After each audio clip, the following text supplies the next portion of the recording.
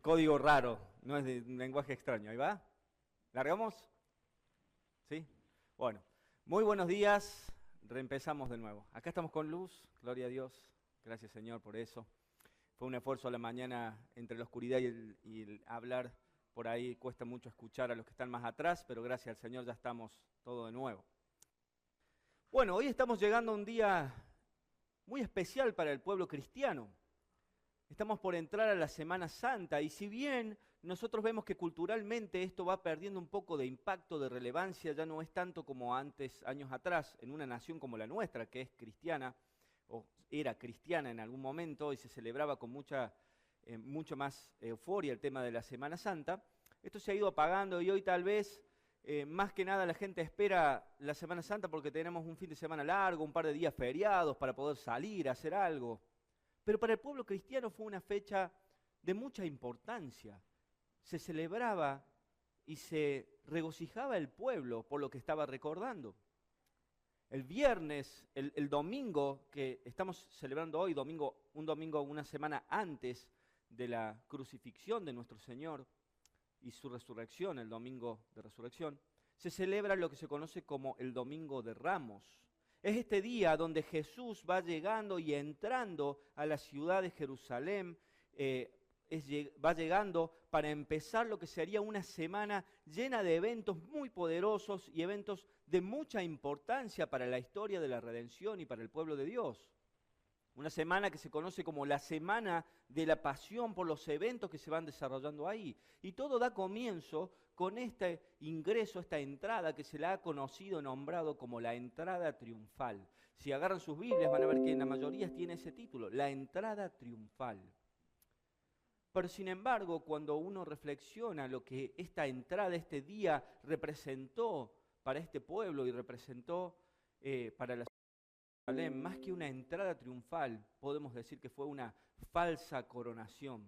Y de ahí el título que yo he puesto al sermón de hoy, la falsa coronación. Porque vamos a ver a Jesús entrando y a un montón de personas alabándole, saludándole, ovacionándolo como rey. Pero que pocos días después, 5 días después, el viernes siguiente iba a estar gritando, crucifícale, crucifícale. El mismo grupo de personas iba a tener un cambio de conducta radical con respecto a Jesús. Y este día de fiesta, que es el Domingo de Ramos, se convertiría en un viernes de angustia, se convertiría en un domingo de gloria, de resurrección, pero cosas que el pueblo no pudo ver ni entender. Así que si me acompañas vamos a ir a una lectura del capítulo 19 del Evangelio de Lucas, del versículo 28 al 44. Voy a estar leyendo la Nueva Biblia de las Américas. Dice así: habiendo dicho esto, Jesús iba adelante subiendo hacia Jerusalén. Cuando se acercó a Betfagé y a Betania, cerca del monte que se llama Los Olivos, envió a 2 de sus discípulos diciéndoles: vayan a la aldea que está enfrente, en la cual al entrar encontrarán un pollino atado sobre el cual nunca se ha montado nadie. Desátenlo y tráiganlo. Y si alguien les pregunta, ¿por qué lo desatan? De esta manera hablarán, porque el Señor lo necesita. Entonces los enviados fueron y lo encontraron como él les había dicho. Mientras desataban el pollino, sus dueños le dijeron: ¿por qué desatan el pollino? Le dijeron: porque el Señor lo necesita. Lo trajeron a Jesús y echando sus mantos sobre el pollino, pusieron a Jesús sobre él. Y mientras él iba avanzando, tendían sus mantos por el camino. Cuando ya se acercaban junto a la bajada del Monte de los Olivos, toda la multitud de los discípulos, regocijándose, comenzó a alabar a Dios a gran voz por todas las maravillas que habían visto, diciendo: bendito el que viene en el nombre del Señor, paz en el cielo, gloria en las alturas. Entonces algunos de los fariseos de entre la multitud le dijeron: Maestro, reprende a tus discípulos. Pero él les respondió: les digo que si estos callan, las piedras clamarán. Cuando Jesús se acercó, al ver la ciudad lloró sobre ella, diciendo: si tú también hubieras sabido en este día lo que conduce a la paz, pero ahora está oculto a tus ojos. Porque sobre ti vendrán días cuando tus enemigos echarán terraplén delante de ti, te sitiarán y te acosarán por todas partes, te derribarán a tierra y a tus hijos dentro de ti, y no dejarán en ti piedra sobre piedra, porque no conociste el tiempo de tu visitación. Vamos a orar. Padre Celestial, Señor, venimos ante ti agradecidos por estar juntos una vez más, por estar juntos como tu pueblo, Señor, como tus discípulos. Hemos venido a alabarte y a cantarte, pero hemos venido también a que tu palabra nos revele tu gloria, Señor, y que exponga nuestra condición, nuestro pecado delante de ti, para que podamos rendirlo a ti, Señor. Gracias por Jesús, gracias por este texto que nos desafía a mirar a Jesús como nuestro Rey. Señor, te rogamos que tu palabra haga su obra en nuestros corazones. Te lo pedimos en el nombre de Jesús. Amén. Amén. Bien, este es un texto sumamente conocido, es uno de los pocos textos que relatan los 4 evangelios. Hay poquitos textos que todos los evangelios contienen. Uno de ellos es la alimentación de los 5.000, otro es la resurrección de Jesús y otro es la entrada triunfal. Y es un evento de tal relevancia que si ustedes se fijan, lo que ocurre entre la entrada triunfal y la resurrección de Jesús ocupa una gran parte del contenido de todos los evangelios. Si nosotros miramos, por ejemplo, el Evangelio de Mateo, 1/4 de su Evangelio trata los eventos de esta semana, empezando con este. Si vamos a Lucas, 1/3 de su Evangelio relata esta semana. 1/5, perdón, Marcos 1/3 y Juan la mitad. La mitad del Evangelio de Juan nos va a contar los eventos que ocurrieron entre que Jesús entra a Jerusalén el domingo de Ramos y es resucitado en gloria el domingo siguiente. Es un evento de mucha importancia para los evangelistas lo que va a ocurrir, y es un evento que va a empezar con esta entrada de Jesús, a desencadenarse un montón de situaciones. Cuando Jesús se prepara y se dispone a ingresar a Jerusalén, desde este texto que hemos leído, se van a desencadenar eventos que son irreversibles y que tienen un impacto absolutamente trascendental para la historia del hombre. Jesús viene a este mundo y Jesús ha ministrado a su pueblo durante un periodo de 3 años prácticamente, ha estado enseñando, ha estado haciendo milagros y ahora se dispone a ingresar a la ciudad en una forma muy particular, ovacionado por la gente. Pero Él no va a ser el rey que ellos esperaban. Él es un rey que viene a morir y a dar su vida para redimir a su pueblo, a dar su vida en rescate por muchos. El evento de la cruz que ocurre en esta semana es el evento central en la historia del pueblo de Dios. La cruz es el evento central en la historia del hombre. Es la cruz el evento central en la historia de la redención. Y a tal punto es un evento central que, reflexionando en esto, pensaba cómo la cruz, que son 2 líneas, separa por un lado a los que se salvan de los que se pierden, y hay una línea al medio que lo corta, y esa es la cruz, y separa con otra línea a los que van al cielo de los que van al infierno, separa a los que van a la gloria y a la salvación, y los que se condenan. Eso es lo que la cruz separa. ¿Se dan cuenta lo central que es para la historia de la humanidad y lo central que es para la historia del hombre? Por eso la relevancia que los evangelistas dan a estos eventos, a todo lo que va a ocurrir en esta semana.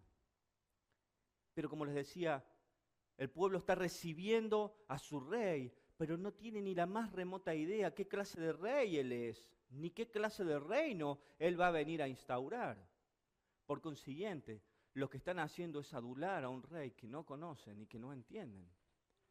Y en vez de ser una verdadera entrada triunfal que terminaría con la muerte de este rey, lo que está pasando acá es que hay una falsa coronación del rey en el corazón de ellos. Porque Jesús ciertamente es el rey. Ciertamente es el heredero de David que ha de sentarse en el trono y gobernar eternamente. Ciertamente Él es el Mesías prometido por Dios para regir a las naciones. Ciertamente es el Rey eterno, el que ha venido y está ingresando en este momento. Pero para el pueblo no tiene ni la más remota idea de lo que está ocurriendo realmente al ver esto. Hermanos, podemos venir esta mañana y aclamar a Jesús como nuestro Rey y que Él no sea nuestro Rey. Podemos dar voces y decir Señor, Señor, sin que Él sea nuestro Señor. Entonces es muy importante entender lo que este evento nos va a mostrar, y es mi oración y mi deseo que por medio de la reflexión de este texto podamos ver en profundidad lo que está pasando en el corazón de estas personas y así examinar el nuestro. Para exponer este texto lo he dividido en 3 partes. comenzando del versículo 28 al 36, y a esta parte le he titulado El Rey Soberano. Voy a volver a leer si me acompañan. Habiendo dicho esto, Jesús iba adelante subiendo hacia Jerusalén. Hemos hablado de lo que significa subir a Jerusalén. Jerusalén está en una zona alta, en un cordón montañoso, y alrededor de Jerusalén todo va hacia abajo, hacia cualquier lado. Desde el Mar Muerto, que está 400 metros por debajo del nivel del mar, son más de 1000 metros que hay que subir hasta Jerusalén, por ejemplo. De cualquier lado que uno va llegando a la ciudad en una subida, ¿bien? Y luego cuando uno llega al Monte de los Olivos hay que pasarlo, bajar y volver a entrar a la ciudad, todo una especie de valles, quebradas y pequeñas montañas, ¿bien? Entonces Jesús va subiendo a Jerusalén y cuando se acercó a Betfagé y a Betania, cerca del monte que se llama Los Olivos, envió a 2 de sus discípulos diciéndoles, vayan a la aldea que está enfrente, en la cual al entrar encontrarán un pollino atado, sobre el cual nunca se ha montado nadie. Desátenlo y tráiganlo. Y si alguien les pregunta, ¿por qué lo desatan? De esta manera hablarán, porque el Señor lo necesita. Entonces los enviados fueron y lo encontraron como Él les había dicho. Mientras desataban el pollino, sus dueños le dijeron, ¿por qué desatan el pollino? Y le respondieron, porque el Señor lo necesita. Lo trajeron a Jesús y echando sus mantos sobre el pollino pusieron a Jesús sobre él. Y mientras él iba avanzando, tendían sus mantos por el camino. Fíjense lo que está ocurriendo. Lo primero que ocurre es que Jesús va llegando a Jerusalén, se va acercando y mientras él se acerca se detiene en un punto, llama a 2 de sus discípulos y dicen, muchachos, adelante nuestro hay un poblado que se llama Betfagé, vayan ahí, busquen, van a entrar en ese poblado y van a encontrar un pollino, un burrito atado que nadie ha montado antes, desátenlo. Y si alguien les sale al encuentro y les pregunta por qué lo sacan, ustedes les dicen, el Señor lo necesita y se los van a dar. Y me lo traen. Y estos discípulos fueron, y dice el texto, que encontraron como Él les había dicho. Allí estaba el burrito atado. Y yo empecé a pensar, ¿por qué ocurre esto en la historia? Fíjense el volumen de texto que tenemos referido al por qué Jesús manda a buscar este burro y cómo iba a encontrar el burro y qué iba a pasar si alguien salía con el burro. Hay mucha referencia a esta situación en el texto, lo cual hace que sea relevante para nosotros. ¿Cómo Jesús podía saber de que iba a haber un burro atado que nadie había montado y que cuando los dueños salieran y quisieran impedir que se lo llevaran, con solo decir, el Señor lo necesita, esta gente lo iba a prestar así nada más? ¿Saben? Y la única respuesta que yo encontré para eso es que Él lo sabía porque Él es Dios. Él lo sabe todo porque Él es Dios. Y Él sabe dónde está cada burro sobre esta tierra y quién lo ha usado o no. Él sabe absolutamente todo porque Él es nuestro Dios. Pero a la vez Jesús está tratando de hacer algo en la mente de ellos. Y es hacerle ver que todo lo que está aconteciendo, Él lo conoce. Él está preparando a sus discípulos, mostrándole el conocimiento que Él tiene de los eventos que han de venir. Si ustedes se acuerdan, en la historia de los evangelios vemos cómo Jesús va anticipando los eventos, preparando a sus discípulos, diciéndoles que le esperan horas de angustia, que cuando iba a llegar Él iba a ser apresado, iba a ser entregado e iba a ser muerto. Jesús viene preparando a sus discípulos. Imagino que sus discípulos en el viaje no entendían en el fondo qué significaba y le decían, bueno, sí, será, sin saber muy bien. Ahora Jesús empieza a mostrarle el control que Él tiene minuciosamente de los eventos que van a desarrollarse. Y antes de entrar a la ciudad, Él ya empieza a mostrar con lujo de detalle los eventos. Imagínense que ustedes son 2 de esos discípulos, ¿no? Yo creo que hubiera llegado y ves al burro, ay, bueno, ¿y será este el burro? Y bueno, ¿qué otro burro hay? No sé. Y sí, vamos con este. Y justo te sale la gente al encuentro, ¿qué hacen con el burro? Y bueno, el Señor lo necesita. Ah, bueno, si es el Señor, llévenlo. Es todo raro, ¿no les parece que es raro? Por lo menos si uno lo piensa. Es como todo muy extraño. Pero Jesús está tratando de mostrarle a ellos que no hay nada que Él no conozca, no hay nada que no controle, porque vienen eventos en este fin de semana, en toda esta semana, muy intensos, muy inexplicables, muy difíciles, que ellos no van a comprender, pero tienen que entender que nada de esto está fuera ni del conocimiento ni del control de su Señor. Ellos empiezan este ingreso con esta muestra de control de Dios. Él quería que sus discípulos supieran que Él estaba en control de cada evento y cada momento que estaba pasando. Él venía como había sido anunciado, Él sería entregado como había sido anunciado, y ellos tenían que confiar y entender. Esto que está pasando está planeado hasta el más mínimo detalle. Y Jesús va a mostrarle paso a paso a sus discípulos para que llegado el momento de mayor angustia ellos pudieran confiar. Nosotros tenemos que aprender a entender de que Dios tiene el control de todo lo que pasa. Si nosotros vemos en el capítulo 2 del libro de los Hechos, versículo 23, dice que este fue entregado por el plan predeterminado y el previo conocimiento de Dios, y ustedes lo clavaron en una cruz por manos de impíos. Pero el texto, cuando Pedro empieza a explicar en su primer discurso qué ha acontecido con este Jesús, cuando él está contando los eventos, dice, este fue entregado por el plan predeterminado y el previo conocimiento de Dios.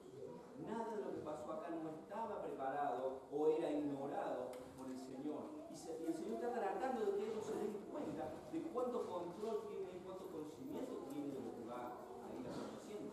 Y esto es un evento más que nos va mostrando. Más adelante en Lucas, nosotros vemos cuando Jesús le manda a los discípulos a preparar dónde iban a comer la Pascua, y él dice, ustedes van a ver a dos personas que llevan un cántaro de agua así a la casa que entran. Entonces él conoce exactamente lo que va a acontecer, como lo ve, como ya ha pasado, como en un video, si se quiere. Ya ocurrió delante de sus ojos.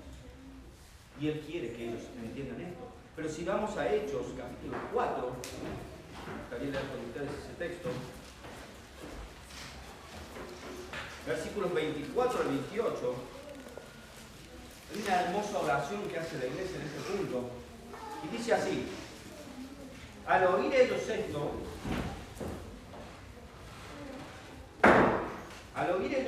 unánimes alzaron la voz a Dios y dijeron, oh Señor, tú eres el que hiciste el cielo y la tierra, el mar y todo lo que en ellos hay, el que por el Espíritu Santo, por boca de nuestro Padre David, tu siervo, dijiste, ¿por qué se enfurecieron los gentiles y los pueblos tramaron cosas vanas? Se presentaron los reyes de la tierra y los gobernantes se juntaron a una contra el Señor y contra su Cristo.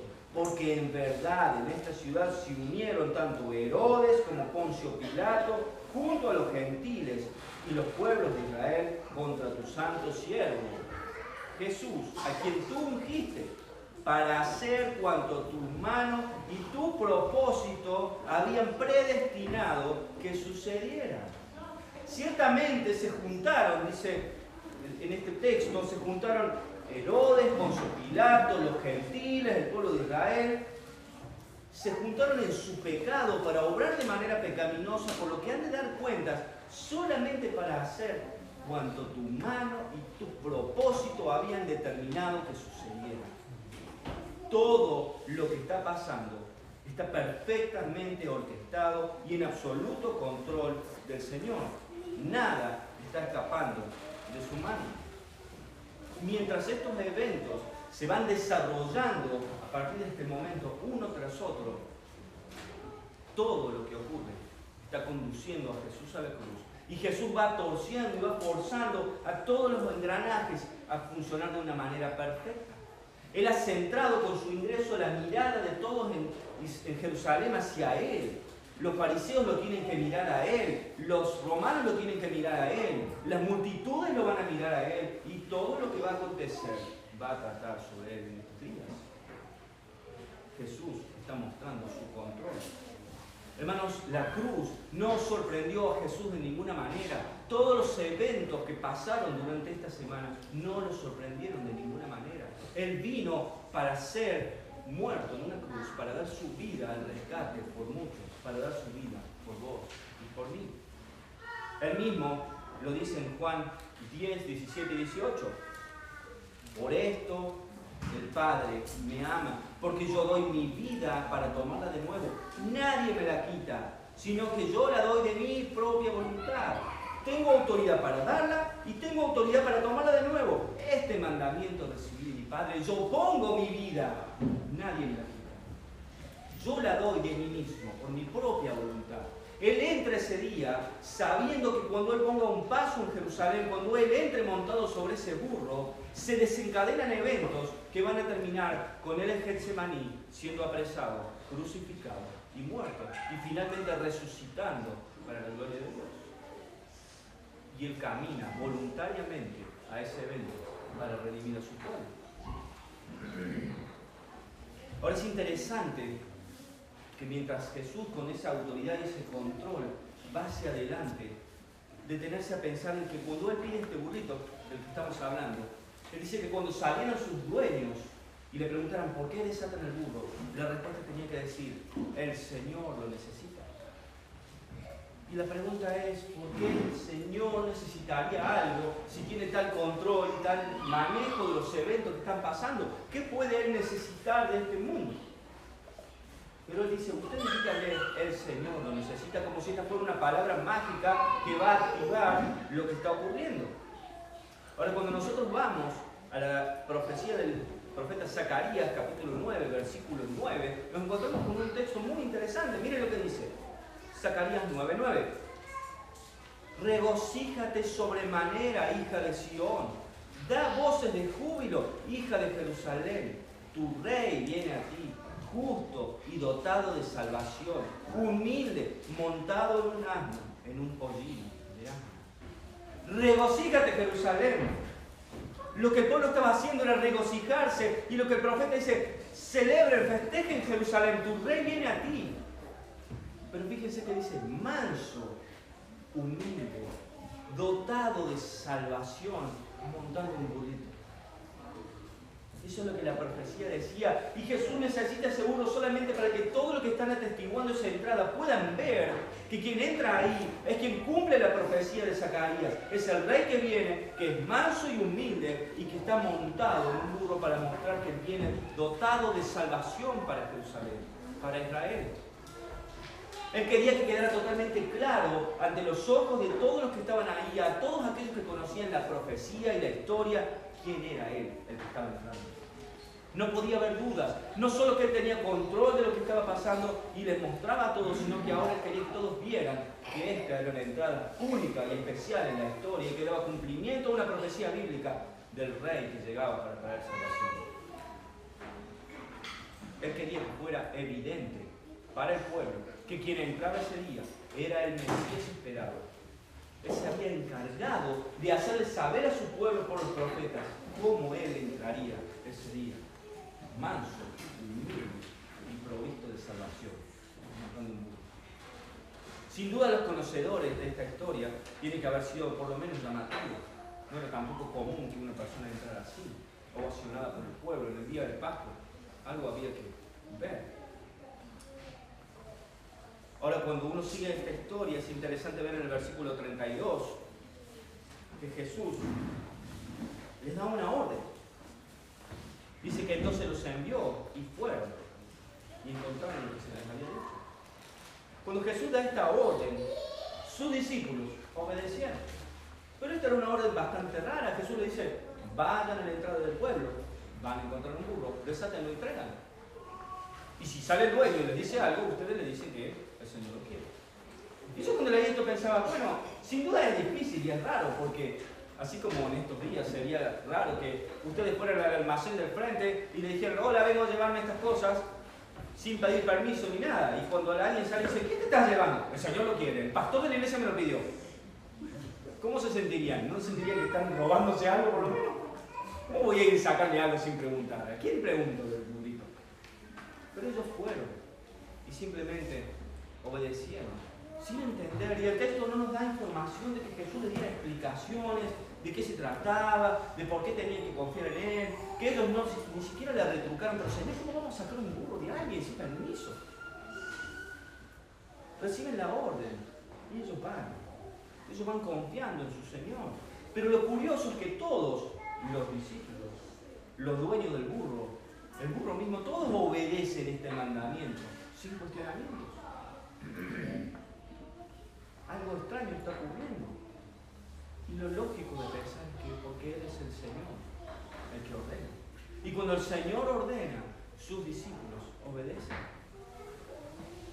El Señor ha dado una orden y sus discípulos la han obedecido sin cuestionarla, sin preguntarle cosas, sin dudar de su instrucción. Y mi pregunta es, ¿lo obedecemos como estos discípulos? ¿Obedecemos sus mandamientos y sus enseñanzas sin cuestionarlas, sin preguntarlas, aunque no la entendamos? ¿Así es nuestra vida de discipulado? obedecemos sin cuestionar lo que no entendemos? Sin duda es algo difícil para nosotros, pero fue el Señor que dijo: si me amáis, guardad mis mandamientos. La obediencia es un signo, una muestra del amor que hay sobre Jesús.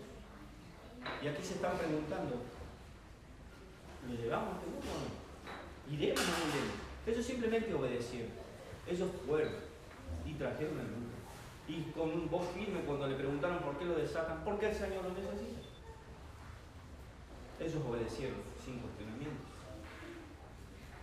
Porque tenían la tranquilidad de confiar en su Señor. Habían caminado 3 años con Él, y aunque había cosas que les costaba entender, ellos podían depender y confiar de Él. Hermanos, vivimos con la tranquilidad de saber que nuestro Señor tiene absolutamente todo lo que pasa en sus manos, en su control soberano y perfecto. ¿Ustedes de verdad creen que la pandemia nos sorprendió al Señor? Que Él no se dio cuenta que su iglesia iba a estar sin reunirse, que íbamos a estar padeciendo muchos de nosotros distintas problemáticas, situaciones, que iba a haber pérdidas, dolor, angustia. Él no lo sabía. Así como la cruz, delante de ellos, sin duda era un evento de conflicto, porque por un lado tengo este Señor que tiene control de todo lo que pasa, que ve todo lo que ocurre, que me ha dicho esto. Los eventos que vienen son de un montón de dolor y tristeza, pero Él los controla y los gobierna. Ahora, desde los ojos de los hombres, es inexplicable que Dios nos conduzca a esto, a la cruz, a la muerte injusta de su Mesías. Sin embargo, para el mundo fue la mayor obra de redención y salvación que Dios pudo proveer. Hermanos, no entender una orden de Dios no es una razón para no obedecer. Dios tiene un propósito por encima de nosotros, un propósito eterno, el cual quiere que nosotros entendamos que Él soberanamente controla, gobierna y maneja para nuestra vida, para nuestro bien. Aunque el momento de tránsito pueda ser doloroso y difícil de comprender, tenemos que aprender a confiar y a depender en la soberanía de nuestro Rey, porque Él es nuestro Rey. Todo funciona según su perfecta voluntad y orquestación. Todo va exactamente como Él quiere que vaya y hacia donde Él quiere que vaya. El segundo punto que quería reflexionar con ustedes esta mañana le he puesto como título: el Rey aclamado. Primero era el Rey soberano, ahora vamos a ver al Rey aclamado. En el versículo 37 del capítulo 2 dice así: cuando ya se acercaba junto a la bajada del monte, los discípulos, regocijándose, comenzó a alabar a Dios a gran voz por todas las maravillas que habían visto, diciendo: bendito el Rey que viene en el nombre del Señor, paz en el cielo y gloria en las alturas. Entonces algunos de los fariseos de entre la multitud dijeron: Maestro, reprende a tus discípulos. Pero Él les respondió: les digo que si estos se callan, las piedras clamarán. Amén. Esa palabra. La población en este momento de Jerusalén está en un crecimiento exponencial. Todo judío tenía que asistir a Jerusalén en 3 fiestas solemnes, a rendir adoración a Dios, a llevar una ofrenda por la expiación del pecado. Y la Pascua era una de las principales de estas fiestas. Entonces muchos peregrinos venían de todas partes de la nación y se preparaban a entrar en esta semana y a llevar su ofrenda al altar, a llevar a su cordero para expiar su pecado. Entonces hay una multitud de gente llegando que se encuentra ahora con esta situación ocurriendo. Pero aún así esto nos explica por qué tanta gente sale a recibir a Jesús. Sin duda se fue corriendo la voz de su llegada, de sus milagros, han pasado varios años, la gente algo ha escuchado, lo ha visto, lo conoce. Pero fíjense si me acompañan al Evangelio de Juan, capítulo 12, versículos 9 al 13, el pasaje paralelo de esta historia en Juan nos explica un poco más de información de lo que está pasando. Juan 12, 9 al 13, dice así: entonces la gran multitud de judíos se enteró de que Jesús estaba allí y vinieron no solo por causa de Jesús, sino también por ver a Lázaro, a quien había resucitado de entre los muertos. Pero los principales sacerdotes resolvieron matar también a Lázaro, porque por causa de él muchos de los judíos se apartaban y creían en Jesús. Al día siguiente, cuando la gran multitud que había venido a la fiesta oyó que Jesús venía a Jerusalén, tomaron hojas de palmas y salieron a recibir a Jesús y gritaban: Hosana, bendito el que viene en el nombre del Señor, el Rey de Israel. Hosana a nuestro Salvador.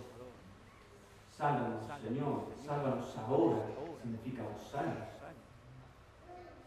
Ahora está ocurriendo algo interesante. La gente ha escuchado y Lázaro mismo, resucitado después de estar 4 días en un sepulcro, donde dice el texto bíblico que ya hería por la muerte, está vivo, caminando y viene entrando con los discípulos y viene testificando del poder de este Mesías.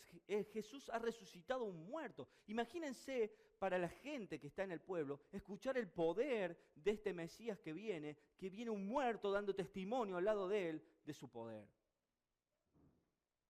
Ellos creían sin duda que este evento era la prueba definitiva de que este que entraba era su Redentor, aquel que iba a limpiar a Jerusalén de la presencia de los romanos, sacar al Israel del yugo y la opresión que tenía y devolverle la gloria y el esplendor que pudo tener con Saúl, David y Salomón cuando fue una nación. Ellos esperaban un Redentor terrenal que limpiara su nación y pusiera una vez más a su nación en lo alto. Y Jesús, sin duda, tenía que ser Él. Había resucitado hasta un muerto y daba testimonio de Él. Mientras que por otro lado, los fariseos, los judíos querían matar hasta el testimonio. No solo a Jesús. Matemos al que da testimonio porque la gente se va atrás de Jesús. Estos mismos que hoy están clamando a Jesús, Hosana, bendito el que viene en el nombre del Señor, 5 días después van a estar clamando: crucifícale, crucifícale.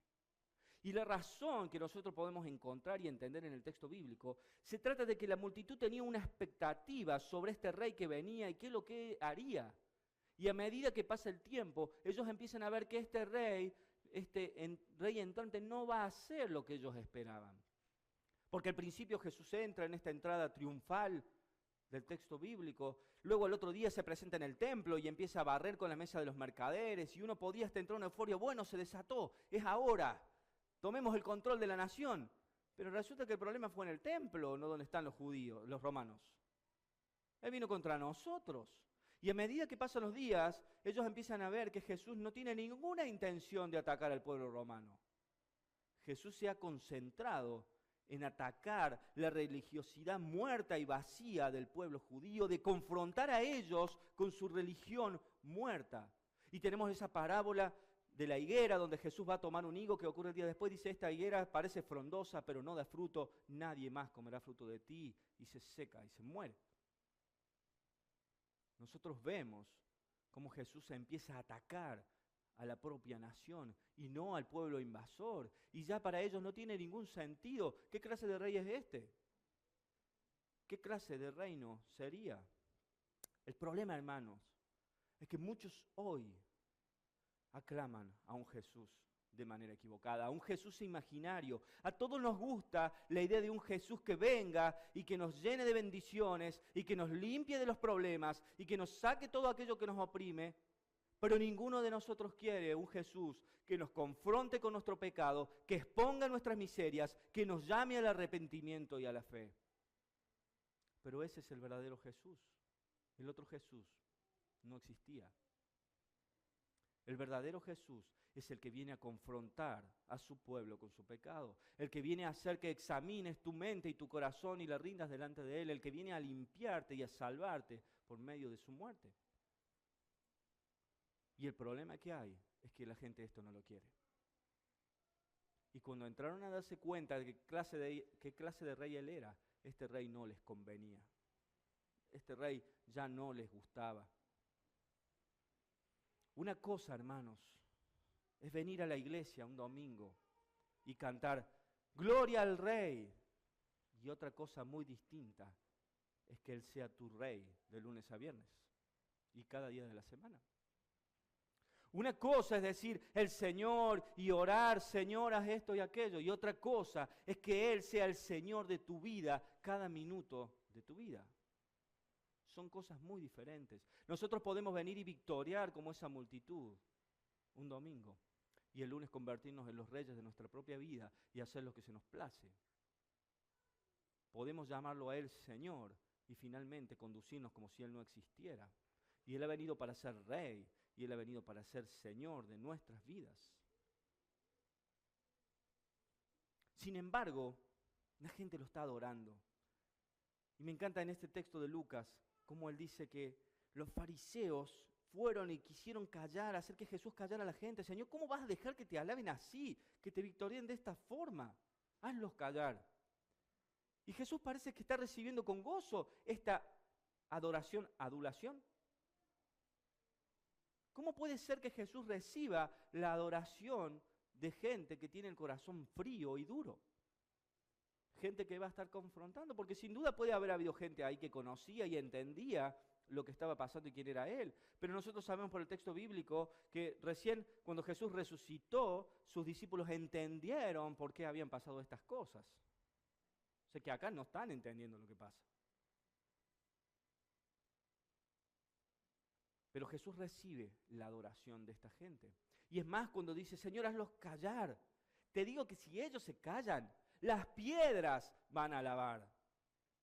Es que toda la multitud de la creación de Dios, los cielos, la tierra y lo que está debajo de la tierra va a glorificar al Rey de Reyes, el Señor de Señores, porque Él es el Señor. Él es digno de toda alabanza, Él es digno de toda adoración y la adoración es correcta en este momento y en este día porque el Rey está llegando a su ciudad y viene provisto y dotado de salvación. Toda alabanza era correcta y si no le va a hacer la gente, le van a hacer las piedras porque Él debe ser adorado porque es Dios. Pero Él va a confrontar los corazones duros que estas personas tienen. Y esto me lleva a nuestro tercer y último punto, que le he puesto como título, el rey entristecido. Dice en el versículo 41 al 44 del capítulo 19. Cuando Jesús se acercó a ver la ciudad, lloró sobre ella, diciendo, si tú también hubieras sabido en este día lo que conduce a la paz, pero ahora está oculto a tus ojos. Porque sobre ti vendrán días cuando tus enemigos echarán terraplén delante de ti, te sitiarán y te acosarán por todas partes, te derribarán a tierra y a tus hijos dentro de ti, y no dejarán en ti piedra sobre piedra, porque no conociste el tiempo de tu visitación. Mientras Jesús está recibiendo la alabanza, la adoración, mientras está siendo adulado por toda esta inmensa multitud de personas, uno podría pensar que podría sentirse eufórico de alegría. Sin embargo, Jesús se detiene a mirar su ciudad y llorar. La ciudad donde había de habitar perpetuamente el nombre del Señor va a ser destruida hasta la última piedra. Y Él ahora mira esta ciudad y seguramente puede verla en llamas y destruida hasta la última piedra de la misma manera que vio al burrito, de la misma manera que vio a los que llevaban el cántaro de agua. Él lo ve consumado porque el pecado de esta gente era tan grande y su dureza era tan terrible que no iban a conocer el día de su visitación. Y Él ahora puede ver la destrucción delante de ellos. Y es interesante como dice al final, no quedará piedra sobre piedra porque no conociste el tiempo de tu visitación, porque ignoraste cuando tu rey llegó a ti, porque no quisiste recibir a tu Salvador. Esa fue la condena que ellos recibieron. Mientras la multitud está clamando, el Señor llora por su pueblo y Él llora por la incredulidad de esta gente, Él llora por la dureza de su corazón, porque lo adulaban y lo adoraban, pero tenían el corazón duro como una piedra. Lloró porque han rechazado al rey. Y rechazar al rey les costó todo, absolutamente todo. Esta ciudad, apenas 35, 37 años después de este evento, sería invadida por los romanos por mano de Tito y sería devastada después de ser sitiada por 4 o 5 meses. y destruida porque cuando ingresaron los soldados usaron de un odio bastante extremo y violento, matando a más de 1 millón de personas y tomando cautivos a los pocos que quedaban, dejando la ciudad en ruinas y destruyendo absolutamente todo lo que había dentro. Y Jesús lo vio y lloró por eso. Y esto pasó porque rechazaron a su Salvador. Rechazaron. Y una vez más, Dios hizo un juicio sobre este pueblo. Hermanos, no es cualquier cosa rechazar a este rey. No es cualquier cosa rechazar a este rey. Rechazar a este rey fue una desgracia para esta nación, y rechazar a este rey es una desgracia para cualquier persona en el día de hoy, porque Él es el rey. Él es el rey eterno y soberano. La pregunta que yo me hago es: ¿qué clase de discípulos somos nosotros?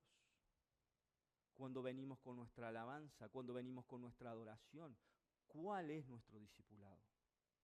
¿Cómo nosotros vivimos y llegamos a este rey? ¿Lo adoramos o lo adulamos? Estamos poniendo nuestros mantos y nuestras palmas delante de Él, pero nos resistimos a su señoría en nuestras vidas. Nos resistimos a vivir vidas obedientes. Nos resistimos a rendir nuestro pecado delante de Él y que Él sea el Señor de nuestras vidas. Dura cosa es rechazar a este rey. Porque este rey volverá. Porque es el rey eterno y Él volverá y recibirá una coronación digna de un rey eterno, y Él volverá a juzgar el pecado de su pueblo, y Él volverá a juzgar este mundo como un rey, ya no humilde y manso, ya no en un burrito. Si me acompañan en Apocalipsis 19:11, un hermoso texto.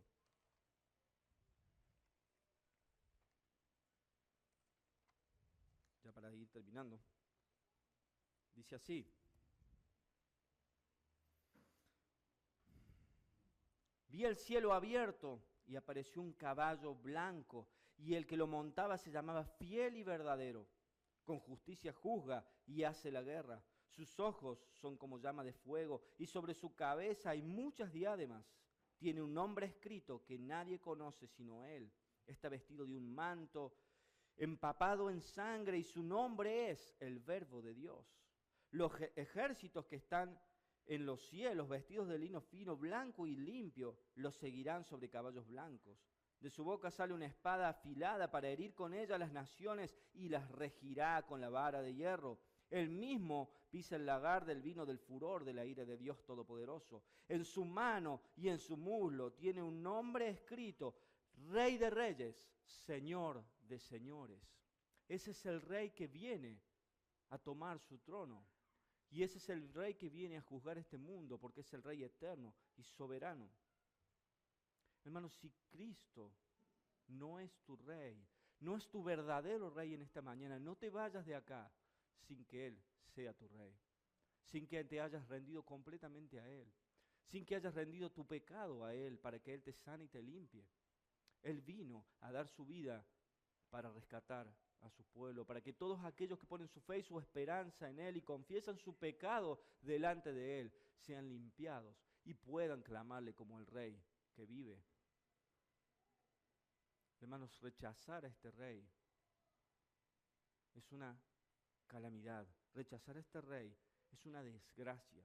Lo fue en este momento, lo fue en ese momento y lo es hoy también. Y me tengo que preguntar, este pueblo recibió una oportunidad enorme, recibió la visitación de su rey, dotado de salvación, manso y humilde.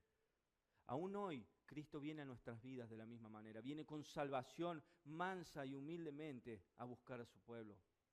Viene a darnos salvación. Esa salvación está para cada uno de nosotros.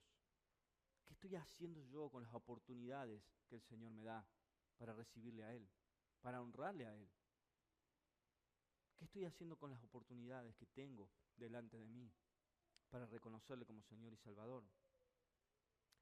Para finalizar, elegí un versículo que lo puse como versículo de la semana.